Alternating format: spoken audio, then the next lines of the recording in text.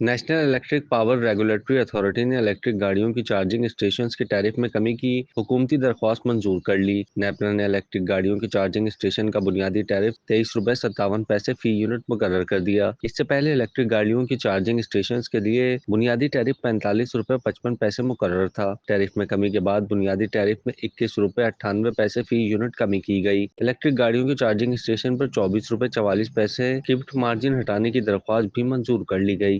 حکومت پاکستان کی electric vehicle policy 2025 تا 2030 کے تحت ملک میں آئندہ 2 سالوں کے دوران الیکٹرک گاڑیوں کے لیے 3000 چارجنگ اسٹیشن بنائے جائیں گے۔ چارجنگ اسٹیشنز کے لیے ملک کی 2 نجی کمپنیاں ملک انٹرپرائزز اور انڈس ویلی نے حکومت پاکستان کے اشتراک سے چین کی کمپنی ایڈم گروپ کے ساتھ معاہدہ کر لیا ہے۔ انرجی وہیکل پالیسی کے تحت 2030 تک ملک میں مجموعی طور پر 30% تک الیکٹرک گاڑیاں استعمال میں لائی جائیں گی۔ کیا آپ کاروبار کی تشہیر چاہتے ہیں یا social media plate form manage کرانا چاہتے ہیں تو دیر کیسی، ابھی رابطہ کریں اونلی نیوز کی ٹیم سے۔ ہمارا کانٹیکٹ نمبر آپ کی اسکرین پر ہے۔